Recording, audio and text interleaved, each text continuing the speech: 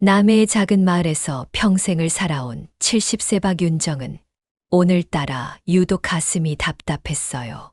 바닷바람이 창문을 스치고 지나갔지만 윤정의 마음속에는 시린 한기가 가득했어요. 오래전부터 지켜온 따뜻한 가정, 그리고 누구보다 아꼈던 며느리 38세 이선영. 윤정에게 선영은 단순한 며느리가 아니었어요. 딸이 없었던 윤정에게 선영은 마치 늦게 얻은 딸 같았어요.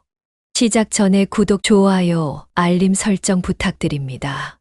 여러분의 관심과 응원이 제게 정말 큰 힘이 됩니다.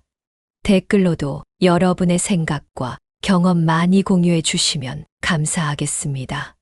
그럼 오늘의 사연을 들려드리겠습니다. 윤정은 어린 시절부터 넉넉지 못한 삶을 살아왔어요.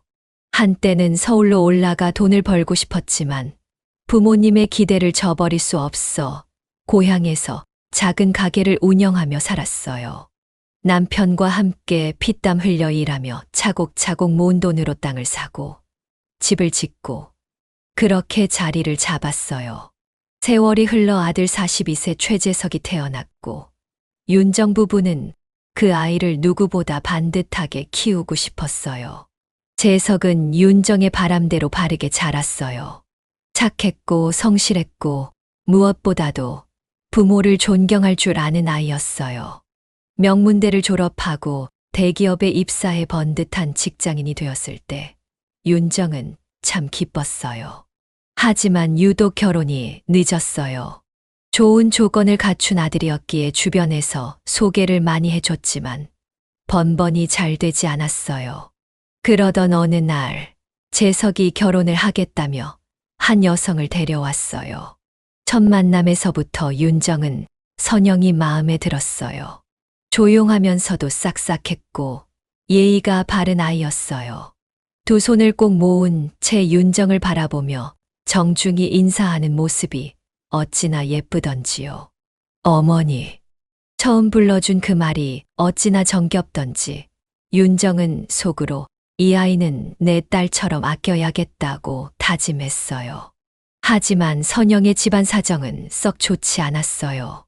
부모님이 모두 건강이 좋지 않아 오래전부터 일을 하지 못했다고 했어요. 윤정은 그 말을 듣고 더 마음이 짠했어요. 어려운 환경에서 자란 아이니 더 잘해줘야지라고 생각했어요. 그렇게 결혼을 하고 선영은 정말 좋은 며느리가 되었어요. 명절이면 누구보다 먼저 부엌에 들어와 음식 준비를 도왔고 윤정이 힘든 날이면 따뜻한 차 한 잔을 내밀며 걱정해줬어요. 사람들 앞에서 우리 어머니가 해주시는 음식이 제일 맛있어요라고 말하는 모습이 어찌나 사랑스러웠던지요. 시간이 흘러 윤정 부부는 가진 재산을 슬슬 정리하며 아들에게 도움을 주고 싶었어요. 사실 윤정과 남편은 부동산 투자를 잘해서 생각보다 많은 재산을 가지고 있었어요. 하지만 그 사실을 아들에게도 며느리에게도 말하지 않았어요. 돈이 많다는 걸 알면 혹여 나태해지진 않을까 걱정이 됐거든요. 그러던 어느 날 윤정은 남편과 상의 끝에 아들에게 사실을 털어놓기로 했어요. 선영과 재석의 신혼집을 마련해주고 생활이 조금 더 편해질 수 있도록 돕기로 했어요. 기대했던 것보다 재석은 많이 놀랐어요. 우리 집이 넉넉한 줄은 알았지만 이렇게 큰 재산이 있을 줄은 몰랐어요. 윤정은 아들의 반응을 보고 흐뭇했어요. 선영도 감사하다고 여러 번 말했어요. 하지만 그날 이후로 뭔가 미묘하게 달라지기 시작했어요. 처음에는 대수롭지 않게 넘겼어요. 선영이 예전보다 명품 가방을 자주 들고 다니거나 값비싼 옷을 입고 있는 모습을 보고도 이제 형편이 괜찮아졌으니 조금 즐겨도 되지라고 생각했어요. 하지만 어느 순간 이상한 점들이 보이기 시작했어요. 윤정은 며느리에게 선물했던 귀금속들이 집안 어디에서도 보이지 않는다는 걸 깨달았어요. 처음에는 단순한 착각이라고 생각했어요. 하지만 시간이 지나도 한 번도 착용한 적이 없었어요. 가방도, 목걸이도, 반지도. 대체 다 어디로 간 걸까? 그러던 중 선영과 재석이 갑자기 남해로 이사를 오겠다고 했어요. 분명 압구정에 마련해 준 집이 있었는데 왜 갑자기 이사를 오겠다는 걸까? 선영은 윤정의 손을 꼭 잡으며 어머니랑 가까이 살고 싶어요라고 했어요. 하지만 윤정의 마음 속에는 뭔가 걸리는 기분이 들었어요. 그러던 어느 날 선영이 먼저 쇼핑을 가자고 했어요. 이전까지는 윤정이 사준다고 하면 극구 사양하던 아이였어요. 그런데 그날은 달랐어요. 몇 개씩 명품 가방을 골랐고 윤정이 부담스럽지 않겠냐고 묻자 어머니가 사주시는 거잖아요라며 환하게 웃었어요. 하지만 윤정의 마음은 편치 않았어요. 혹시 무언가 문제가 있는 걸까? 그날 밤 윤정은 남편에게 모든 걸 털어놓았어요.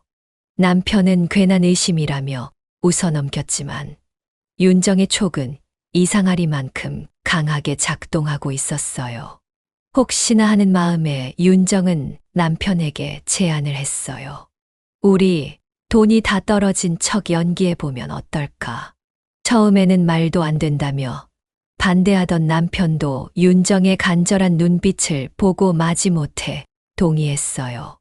며칠 뒤 선영과 함께 카페에 앉아 윤정은 차분한 목소리로 말을 꺼냈어요. 아가야, 이제 당분간 쇼핑은 어렵겠다. 우리가 상황이 많이 안 좋아졌단다. 그 말을 듣자마자 선영의 표정이 처음 보는 모습으로 변했어요. 윤정은 그 순간 알았어요. 뭔가 정말로 잘못됐다는 것을요. 선영이 처음 보인 그 표정, 순간적으로 스쳐 지나간 짜증과 당황스러움. 윤정은 그 얼굴을 잊을 수가 없었어요. 내가 착각한 걸까? 아니면 내가 정말 몰랐던 거였을까? 윤정은 며칠 동안 제대로 잠을 이루지 못했어요. 가만히 눈을 감으면 처음 선영을 만났던 순간부터 결혼 후 함께했던 시간들이 파노라마처럼 스쳐 지나갔어요. 그토록 사랑스럽고 다정했던 며느리. 언제나 어머니, 어머니 하며 밝게 웃던 아이. 그런데 그 모든 순간이 거짓이었을까? 처음 선영을 만났을 때 윤정은 직감적으로 느꼈어요. 이 아이, 우리 아들한테 참 잘 맞겠다. 처음 만난 날, 선영은 소박한 베이지색 원피스를 입고 두 손을 가지런히 모으고 앉아 있었어요. 조금 긴장한 듯 보였지만 윤정을 바라보는 눈빛에는 조심스러운 존중이 담겨 있었어요. 어머니, 처음 뵙겠습니다. 그 한마디가 어찌나 정중하고 예쁘던지 윤정은 그 자리에서부터 이미 마음을 열기 시작했어요. 그래, 선영아. 우리 재석이가 참 좋은 사람 데려왔구나. 그날 저녁 식사 자리에서 선영은 별로 먹지도 못하고 긴장한 모습이었어요. 윤정이 소고기를 구워주며 많이 먹어야 한다고 권하자 선영은 손사래를 치며 부끄럽게 웃었어요. 어머니, 저 사실 이런 좋은 음식 자주 못 먹어봐서요. 조금 천천히 먹어도 괜찮죠. 그 말에 윤정은 순간 가슴이 시려왔어요. 가난한 집에서 자랐다던 선영. 윤정은 그 순간 결심했어요. 이 아이, 내가 꼭 친딸처럼 아껴줘야겠다. 그런데 윤정은 지금 문득 깨달았어요. 그날 선영이 입고 있던 베이지색 원피스, 그 소박한 모습이 혹시 연출된 것이었을까? 결혼 후 선영은 정말 좋은 며느리였어요. 윤정이 손이 시려워 뜨거운 물에 담그고 있으면 어느새 따뜻한 수건을 가져다 건네주었고 명절 때면 누구보다 먼저 나서서 일손을 도왔어요. 어느 날 윤정이 허리가 아파서 누워있는데 선영이 조용히 들어오더니 등을 살살 문질러 주었어요. 어머니 아프시죠? 제가 해드릴게요. 아유, 무슨. 됐다, 선영아. 너도 힘들 텐데. 제가요, 사실 어릴 때부터 엄마 마사지에 드리곤 했어요. 아버지가 술 마시고 오시면 어머니가 항상 두통이 심하셔서요. 그 말에 윤정은 코끝이 찡해졌어요. 그런 힘든 어린 시절을 보냈다니 더 많이 사랑해 줘야겠다고 다짐했어요. 그런데 지금 생각해보면 선영이 자신의 과거 이야기를 할 때마다 윤정이 연민을 느끼도록 만드는 말들이 많았어요. 혹시 그때도 윤정의 마음을 얻기 위해 일부러 했던 말이었을까? 사실 윤정은 선영이 결혼하고 몇 년이 지나고 나서 한 번 이상한 장면을 목격한 적이 있었어요. 어느 날 선영이 친구와 통화를 하고 있었어요. 윤정은 부엌에서 반찬을 만들며 우연히 들었어요. 몰라. 나도 솔직히 좀 지친다니까. 응, 맞아. 시댁에서 다 해주시니까 편하긴 한데 가끔 좀 부담스러워. 그래도 참아야지 뭐. 지금 놓치면 바보 아니야?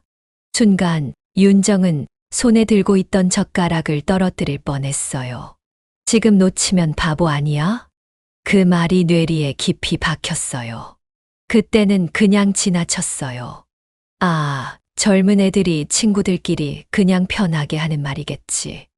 하지만 이제 와서 그 말을 곱씹어 보니 이건 단순한 농담이 아니었어요. 선영은 정말 처음부터 무언가를 계산하고 있었던 걸까? 윤정은 침대에 누워 천장을 바라보며 깊은 한숨을 쉬었어요. 선영이 처음 보여준 짜증난 표정, 그리고 지금까지 떠오르는 기억들. 모든 퍼즐 조각이 맞춰지는 것 같았어요. 하지만 만약 윤정이 착각한 거라면? 만약 선영에게 정말 사정이 있어서 그런 거라면? 모든 걸 직접 확인해야겠다고 결심했어요. 윤정은 밤새 뜬 눈으로 천장을 바라보았어요. 가슴이 답답했고 속이 울렁거렸어요. 믿었던 며느리 선영에게서 처음으로 본 그 낯선 표정이 머릿속에서 떠나지 않았어요. 선영은 분명 짜증과 당황이 섞인 얼굴을 하고 있었어요. 단순한 오해라면 좋겠지만 지금까지 쌓아온 모든 순간들이 거짓이었다면 그 가능성이 윤정을 서서히 옥죄어 왔어요. 며칠 후 윤정은 일부러 선영과 단둘이 있을 기회를 만들었어요.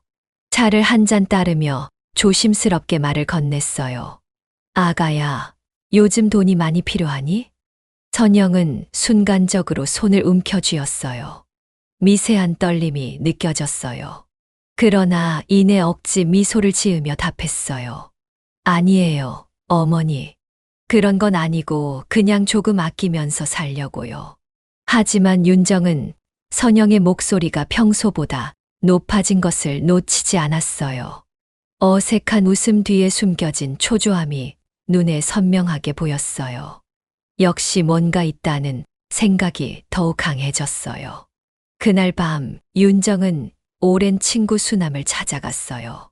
마을에서 부동산을 운영하는 수남은 동네 이야기에 밝았어요. 혹시나 하는 마음에 윤정은 최근 서울 쪽 부동산 이야기를 조심스럽게 물어보았어요. 수남아, 혹시 요즘 우리 아들네 동네에서 이상한 소문 같은 거 들은 적 있어? 수남은 한참을 망설이다가 조심스럽게 입을 열었어요. 윤정아, 너 혹시 내 며느리 친정이 요즘 많이 힘들다는 얘기 못 들었어? 순간 심장이 쿵 내려앉는 소리가 들리는 듯 했어요. 무슨 말이야? 지난달에 선영이 친정에서 투자한 사업이 크게 망했대. 그래서 요즘 여기저기 돈을 빌리려고 한다던데. 혹시 너희한테는 얘기 없었어? 윤정의 온몸에 경련이 일어났어요. 머릿속에서 온갖 생각이 스쳐 지나갔어요. 처음부터 모든 것이 계산이었을까? 내가 딸처럼 여긴 며느리는 과연 어떤 마음이었을까? 의심은 커지고 신뢰는 무너지고 있었어요. 집으로 돌아온 윤정은 아들에게 직접 물어보았어요. 재서가, 너 혹시 장인어른 사업 문제 알고 있었니? 재석은 순간적으로 동공이 흔들렸어요. 그리고 어색한 웃음을 지으며 고개를 끄덕였어요. 엄마 사실 알고 있었어. 하지만 선영이 많이 힘들어 할까봐 말하지 않았어. 그럼 내가 그 빚을 갚아주기로 한 거니? 재석은 대답을 하지 못했어요. 그러나 그 침묵이 곧 대답이었어요. 윤정은 가슴이 찢어질 듯 아팠어요. 며느리뿐만 아니라 믿었던 아들까지도 자신을 속이고 있었던 거였어요. 며칠 후 윤정은 선영과 단둘이 있을 기회를 만들었어요. 창밖에는 바닷바람이 거세게 불고 있었어요. 창문을 스치는 바람 소리가 불길하게 느껴졌어요. 아가야, 나한테 솔직히 말해줄래? 내 친정의 사업 문제 때문에 우리 집 재산이 필요했던 거니? 선영은 처음에는 아무렇지도 않은 듯한 표정을 지었어요. 하지만 윤정의 단단한 눈빛에 점차 입술을 깨물며 시선을 피했어요. 그러다 결국 손을 떨며 고개를 숙였어요. 어머니, 저는 처음부터 그런 건 아니었어요. 하지만 친정이 어려워지면서 점점 의지하게 됐어요. 정말 죄송해요. 순간 윤정은 가슴이 무너지는 것 같았어요. 수없이 스쳐갔던 다정한 순간들, 선영이 건넸던 따뜻한 말들, 손수 끓여주었던 차 한 잔까지 모두 허상처럼 느껴졌어요. 난 너를 내 딸처럼 여겼어. 그런데 내가 나를 어떻게 생각했는지 이제는 알 것 같구나. 선영은 아무 말도 하지 못했어요. 윤정은 깊은 한숨을 내쉬었어요. 분노와 슬픔이 교차했지만 이제는 결정을 내려야 했어요. 며칠 후 윤정은 가족을 불러 모았어요. 눈앞에 앉아있는 아들과 며느리를 바라보며 차분한 목소리로 선언했어요. 우리 가진 재산을 정리해서 일부만 너희에게 줄 거야. 나머지는 남해에서 좋은 일을 하며 쓸 생각이다. 그리고 앞으로 너희가 내 도움 없이도 잘 살아갈 방법을 고민해 줬으면 좋겠다. 선영의 표정이 굳어졌어요. 재석도 눈에 띄게 당황했어요. 하지만 윤정은 흔들리지 않았어요.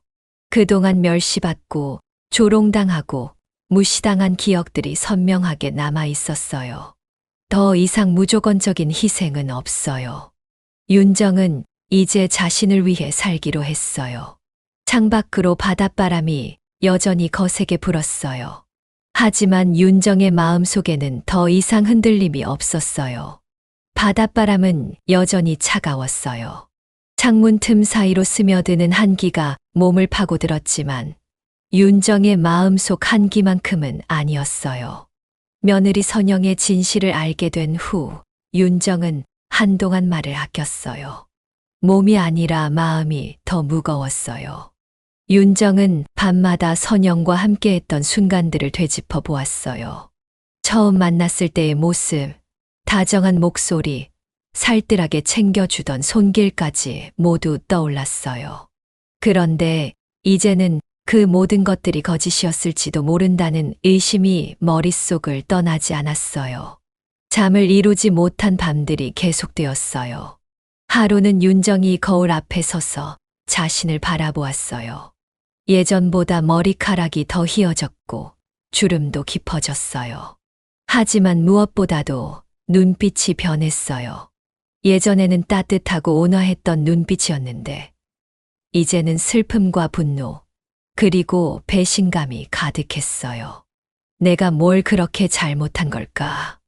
그동안 가족을 위해 헌신했고 아들에게 든든한 부모가 되어주려 했어요. 그리고 무엇보다 며느리를 친딸처럼 아껴왔어요. 그런데 그 모든 것들이 한순간에 무너지는 기분이었어요. 윤정은 어느 날 깊은 고민 끝에 다시 가족을 불러 모았어요. 재석과 선영이 마주 앉았고 윤정은 담담하게 입을 열었어요. 그동안 나는 너희가 행복하길 바랐어. 그리고 무엇보다 내 가족을 믿고 싶었어. 하지만 이제는 더 이상 그렇게 살지 않기로 했어. 윤정의 목소리는 단단했어요. 그 어느 때보다 확고했어요. 재석은 아무 말도 하지 못한 채 고개를 숙였고 선영은 입술을 깨물며 불안한 표정을 지었어요. 남해로 내려오겠다고 했지. 하지만 나는 너희가 내 재산을 당연하게 여기는 것을 원하지 않아. 앞으로는 너희가 스스로 살아갈 수 있는 방법을 찾아야 해. 나는 더 이상 너희에게 모든 걸 내어주지 않을 거야. 선영의 얼굴이 굳어졌어요. 하지만 윤정은 흔들리지 않았어요. 이제는 더 이상 이용당하지 않겠다고 결심했어요. 며칠 후 윤정은 집 안 곳곳을 정리하기 시작했어요. 오래된 앨범을 펼쳐보니 행복했던 순간들이 사진 속에 고스란히 담겨 있었어요. 어린 시절의 재석, 그리고 처음 가족이 된 선영. 그때는 정말 모든 것이 진짜였다고 믿었어요. 하지만 이제 윤정은 알아요. 믿음이 깨진 후 다시 회복되기까지는 시간이 필요하다는 것을요. 윤정은 천천히 짐을 정리했어요. 그리고 한 가지 결심을 했어요. 남은 생을 더 이상 자식들에게 휘둘리며 살지 않겠다고요. 이제부터는 자신을 위해 살기로 했어요. 창밖으로 여전히 바람이 불었어요. 하지만 그 바람이 이제는 윤정을 흔들지 않았어요. 바람은 늘 그랬듯 불었고 윤정은 그 바람을 있는 그대로 받아들이기로 했어요. 앞으로는 오롯이 자신의 삶을 살아가기로 다짐했어요. 남해의 겨울은 유난히 매서웠어요. 찬바람이 얼굴을 스치고 지나갈 때마다 윤정은 마치 자신이 오래전부터 얼어붙어 있던 것처럼 느껴졌어요. 선영과 재석의 배신을 알게 된 후 모든 것이 무너졌다고 생각했어요. 하지만 지금은 아니었어요. 어쩌면 이제야 비로소 자신의 진짜 삶을 시작할 수 있을지도 모른다는 생각이 들었어요. 하루는 부엌에서 국을 끓이던 윤정이 문득 멈춰 섰어요. 익숙했던 냄비, 손에 익은 조리도구들, 그리고 오랜 시간 동안 익숙하게 반복했던 일상. 하지만 그 모든 순간이 마치 남을 위해 존재했던 것 같았어요. 나는 언제부터 내 삶을 잃어버렸을까? 재석을 키우면서 남편과 가정을 꾸리면서 그리고 며느리를 맞이하면서 윤정은 언제나 가족이 먼저였어요. 자신을 위한 선택은 한 번도 해본 적이 없었어요. 하지만 이제는 다르게 살아야 했어요. 더 이상 남을 위해 희생하는 삶이 아니라 자신을 위한 삶을 살아야 했어요. 며칠 후 윤정은 오래된 앨범을 펼쳐보았어요. 사진 속 젊은 시절의 자신은 꿈이 가득한 눈빛을 하고 있었어요. 그때 윤정이 가장 좋아했던 것은 무엇이었을까? 무엇을 하면 행복했을까? 생각 끝에 윤정은 손때 묻은 작은 상자를 열었어요. 그 안에는 오래전 자신이 적어둔 일기장과 낡은 스케치북이 있었어요. 어릴 때부터 그림을 그리는 것을 좋아했지만 바쁜 삶 속에서 자연스럽게 잊고 있었어요. 페이지를 넘기며 윤정은 가슴이 저릿해졌어요. 이게 바로 내 것이었구나 하는 생각이 들었어요. 그날 밤 윤정은 작은 결심을 했어요. 자신을 위한 시간을 갖기로요. 다음 날 아침 윤정은 남해의 바닷가를 따라 걸었어요. 여전히 차가운 바람이 불었지만 이번에는 그 바람이 어딘가 따뜻하게 느껴졌어요. 윤정은 손을 호주머니에 넣고 깊이 숨을 들이마셨어요. 이제는 나를 위해 살아야 해. 그동안 잃어버렸던 것들을 하나씩 되찾을 생각을 하니 마음이 조금씩 가벼워졌어요. 남편과 함께 오랫동안 운영했던 가게도 정리하고 자신을 위한 새로운 공간을 만들어 보기로 했어요. 오랜만에 그림을 그리고 바닷가를 걸으며 자신을 돌아보는 시간을 가지기로 했어요. 며칠 후 윤정은 오래된 가게 문을 닫으며 한숨을 내쉬었어요. 익숙했던 공간을 떠나는 것이 쉽지는 않았지만 이것이 진정한 시작이라는 것을 알고 있었어요. 선영과 재석에게 더 이상 기대할 것이 없다는 사실도 받아들이기로 했어요. 앞으로 어떻게 살아갈지는 모르겠어요. 하지만 적어도 더 이상 남을 위해 희생하는 삶은 아닐 거예요. 윤정은 바람을 맞으며 한 걸음씩 나아갔어요. 처음으로 진정한 자유를 느끼며요. 시간이 흐르면서 윤정의 삶은 조금씩 변해갔어요. 바닷가를 따라 걸으며 사색하는 시간은 마음을 치유해 주었고, 다시 붓을 잡고 그림을 그리는 순간들은 잃어버렸던 자신을 되찾는 과정이었어요. 윤정은 새로운 도전에 나서기로 결심했어요. 남해에서 조용한 공간을 빌려 작은 전시회를 열고 자신이 그린 그림들을 사람들과 나누기로 했어요. 하루하루를 살아가면서 윤정은 깨달았어요. 아픔은 영원하지 않다는 것을요. 배신당하고 상처받았던 기억이 완전히 사라지지는 않겠지만 그것이 더 이상 윤정을 가두는 족쇄가 될 필요는 없었어요. 이제는 자신을 위한 삶을 살기로 했어요. 자신이 진정으로 원하는 것, 가슴이 뛰는 순간들을 찾아가기로 했어요.